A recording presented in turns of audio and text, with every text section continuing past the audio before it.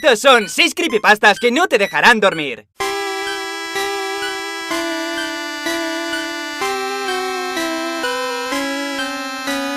¿A qué tiempos aquellos con la canción del pueblo a la banda? Según la leyenda, deberíamos morir todos pronto. Hacía mucho tiempo que no hablaba de nada parecido. ¿Cuándo fue la última vez que el tío Treeline os contó una historia de terror? No lo sé, quizá no hace tanto, pero como tengo la memoria regular, para mí hace mucho. Unos consejos antes de empezar. Mira el vídeo de noche, a poder ser cuando estés a solas. No te escondas en los comentarios, ellos dirán que tienen comida para ti, pero no te lo creas. No es real, no es comida de verdad. Tú solo pon el vídeo a pantalla completa y saca pecho, ya verás que bien entra así. Número 6. The Grifter.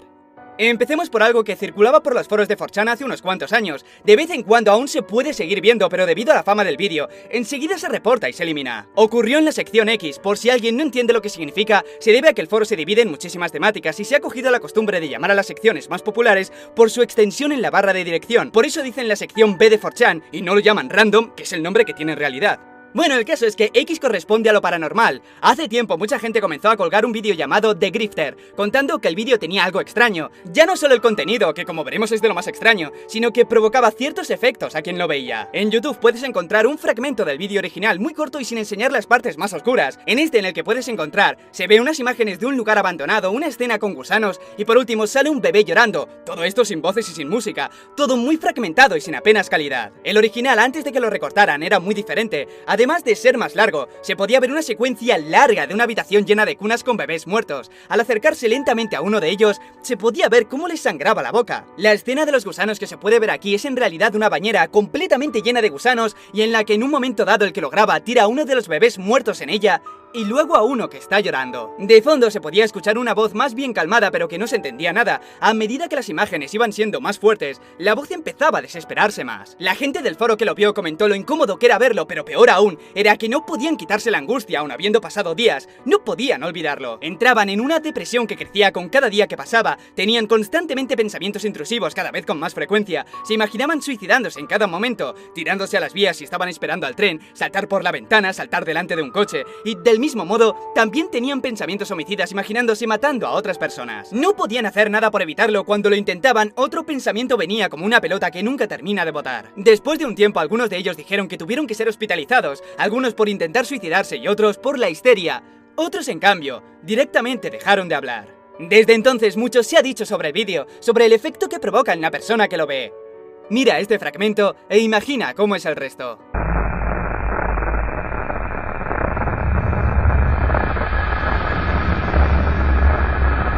Número 5. Los cuadros. Un hombre llamado Mike había estado toda la tarde recogiendo plantas en el bosque de Kentucky, sin darse cuenta de que se había hecho demasiado tarde, apenas podía ver el camino de regreso y para colmo, comenzó a llover. La situación era desesperante, pero por suerte, vio una pequeña cabina en la que esperar hasta que parase la lluvia. Al entrar, vio que realmente era muy pequeña, de apenas 2 metros cuadrados, pero lo que más le molestaba eran los cuadros que habían puesto en todas las paredes. Todos ellos dibujos de diferentes personas mirando al frente, le ponía nervioso porque se sentía vigilado, pero tampoco quería tocarlos. Sea de quien fuera la cabina, no le importaría que lo hubiera usado para cubrirse de la lluvia, pero sí que le molestaría que le tocasen sus cosas, así que con ese pensamiento logró dormirse y pasar la noche. Cuando se levantó por la mañana ya no llovía, en su lugar hacía muchísimo sol, pero tenía el cuerpo y la mente paralizados. Cuando miró los cuadros con la claridad del día, vio que en realidad eran ventanas. Número 4. Lisa. Lisa es la historia de una niña pequeña y su amiga imaginaria narrada en forma de diario con unos dibujos que ella misma hizo. En su diario primero nos presenta a Lisa y dice que su amiga, aunque sus padres al no poder verla le han hecho saber que es imaginaria, pero no parece importarle porque por lo que parece Lisa es simpática con ella. En este momento del diario salen a plantar una flor y la niña lo intenta, pero Lisa le aconseja otro lugar porque ahí es donde está durmiendo su padre. Con el paso de los días la niña parece obsesionarse con Lisa, ya no solo la ve en su casa sino que se la lleva al colegio e inocente se la presenta a la profesora. La profesora, que por lo visto tiene el sentido de la empatía con una niña pequeña por los suelos, se enfada con ella diciéndole que no puede ver a Lisa y que no existe. Unos días después de su fiesta de cumpleaños en la que no vino nadie, fue a la escuela y vio que la profesora no estaba, que la habían sustituido por otra. A ella también trató de presentarle a Lisa y tampoco la veía, pero creía que era real. Otro día se fue a dar un paseo con ella sin darse cuenta de que se había hecho muy tarde, por eso cuando regresó a casa, su padre, cuando escuchó que estaba con Lisa, le gritó que se dejara de tonterías, que Lisa era estúpida y que no existía. La pobre que estaba ahí en ese momento se puso triste y se fue. Cuenta que desde entonces no vino a la escuela con ella, a la vez que explica que su padre tampoco regresó a casa ese fin de semana, seguramente porque estaba muy ocupado en el trabajo, pensó ella. Lisa seguía sin aparecer, le escribió una carta y sigue recordando que tanto su profesora como su padre no aparecieron. Finalmente Lisa aparece, se disculpa por haberla dejado sola y le explica que su padre y la profesora no vienen porque están durmiendo como su padre.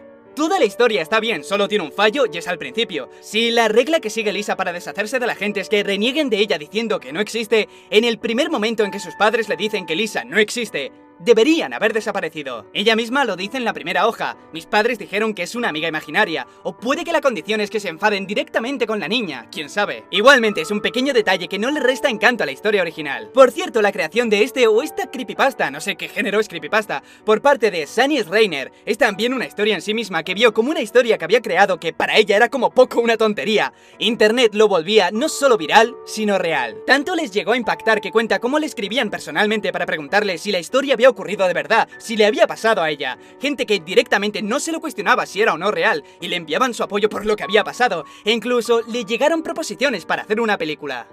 Número 3. Realidades. Sobre el año 2010, un vigilante de seguridad de Nueva York llamado Stockton contó en un programa de radio lo que le ocurrió hacía unos meses. Explicó que durante el turno de noche vigilando una de las dos fábricas en las que suele estar, notó como una mujer estaba justo detrás de él, a lo lejos, como si lo hubiera estado persiguiendo durante horas sin haberse dado cuenta. Era una mujer bastante normal, el único detalle que pudo resaltar era que tenía una piel muy blanca, tanto como para notarlo a lo lejos en la oscuridad. Lógicamente él empezó a acercarse para echarla, pero mientras iba, ella comenzó a irse mientras contaba hacia atrás empezando por el 10. 10, 9, 8... Es lo que pudo escuchar antes de perderla de vista. Esa misma situación se repitió más días, con la diferencia de que retomaba el conteo por donde lo dejó. Es decir, al segundo día empezó por el 7, al tercero empezó por el 4, y al cuarto solo pudo escuchar que dijo 1. Después de aquello no la vio más en el trabajo. Sería un alivio de no haber sido porque comenzó a perseguirla en su día a día. Una semana después de aquello estaba durmiendo con su novia cuando en mitad de la noche escuchó cómo llamaban a la puerta a golpes sin usar el timbre. Era muy ruidoso, pero su novia no llegó a despertarse. Recuerda entonces que se le paralizó el pensamiento al ver a la misma mujer delante de su puerta contando de nuevo desde 10. La cerró de golpe y fue corriendo a la habitación con cierto aire de irrealidad, pensando que ver a su novia era lo único que podía tranquilizarle, pero no fue así. Cuando entró en la habitación su novia había desaparecido y la mujer estaba en un rincón y seguía contando, pero en esta ocasión no se detuvo en el 1, sino que llegó al 0 y no paraba de repetirlo. No entendían nada, pero tenía claro que tenía que llamar a la policía. Les esperó paciente en la puerta y cuando entraron la mujer había desaparecido, pero la imagen no era tranquilizadora. Su novia estaba tendida en la cama, muerta. Destrozado, no supo qué hacer. La mujer había desaparecido, pero aquello le arruinó la vida. En este punto de la historia, el entrevistador le miró extrañado y dijo: «Disculpa que te interrumpa. ¿Sabes dónde estás ahora?». No parecía entenderlo, sabía que estaba en un programa de radio nocturno, así que le dijo eso. El entrevistador le corrigió: no estamos en la radio, estás en la cárcel por matar a una chica. Nadie te perseguía, eras tú quien perseguía a la chica. La mataste en su casa y no era tu novia. Los dos se quedaron callados bastante tiempo, hasta que el entrevistador comenzó a contar. Número 2. Annie96 está escribiendo. Annie y Dave, dos antiguos amigos de la infancia, estaban chateando durante una de las noches de enero. Durante la conversación, Annie le dijo que podía escuchar cómo alguien estaba caminando cerca de su casa, por el jardín. Supuso que tenía que ser él, Dave, ya que era el único que sabía que estaba sola en casa e imaginó que trataba de asustarla, por eso le dijo que parara. Además, en un momento ella parece reconocer la cara de Dave y le pregunta por qué se parece tanto a él si no es él, no lo entendía. Al rato, esa persona se metió en la casa y ella, desesperada, no sabía lo que hacer. Dave le dijo que se escondiera en alguna parte y llamara a la policía cuanto antes. Ella no paraba de pedirle ayuda, estaba muy asustada, pero de repente se tranquilizó. Comenzó a decirle que todo estaba bien, que no tenía que preocuparse de nada, que ahora ya no tenía miedo, que ya había pasado todo. Siguieron hablando un poco sobre lo que había pasado y todo parecía estar bien, pero Dave le preguntó una cosa: ¿cómo puedo saber que eres tú? En ese momento lo único que pudo ver es que Annie estaba escribiendo, y al momento se desconectó. Número 1. Niños malos. Esta historia la cuenta un hombre que recuerda un programa de televisión de cuando era pequeño, cuando tenía 7 años más o menos. Era un show infantil de poco menos de 30 minutos, pero pese a estar dirigido a los niños, contenían muchas imágenes siniestras e inapropiadas. El hombre pensó que al estar en una zona de guerra como es el Líbano, creyó que lo estaban utilizando para asustar a los niños, mantenerlos en casa y en último término para que se comportaran bien. El programa en sí era una especie de recital de un hombre que listaba todas las cosas que hacen los niños malos, como: los niños malos se quedan despiertos hasta tarde, los niños malos roban comida de la nevera por la noche, o los niños malos no obedecen a sus padres. Una vez dicho eso, el programa terminaba con una secuencia final que era aún más extraña. Podía verse la imagen de una puerta vieja y oxidada, y la cámara iba haciendo zoom poco a poco. A medida que se iba acercando, podían escucharse gritos de fondo, cada vez más fuertes y más agónicos, hasta que aparecía un mensaje que decía: aquí es donde van los niños malos.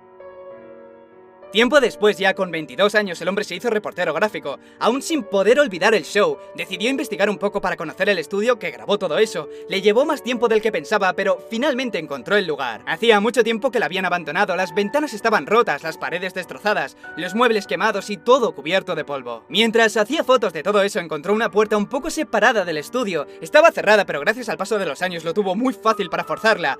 Pero nada más abrirla, se arrepintió. Le vino un olor tan desagradable que le costaba mirar dentro de la habitación. Era muy pequeña, completamente cerrada, sin ventanas y sin muebles. En el suelo había restos de huesos, las paredes estaban arañadas y las manchas negras que había por todas partes. Supo que tenía que ser sangre.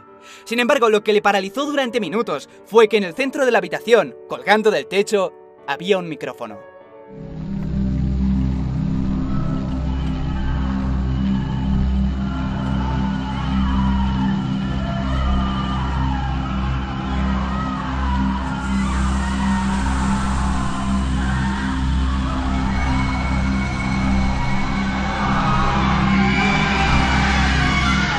Si veo que el vídeo os ha gustado y le habéis dado a F5, haré otra parte. Hasta entonces mira este otro vídeo para que se te pase el mal cuerpo. Y nada más, familia, suscríbete, dale a like si te ha gustado, un besazo y hasta pronto.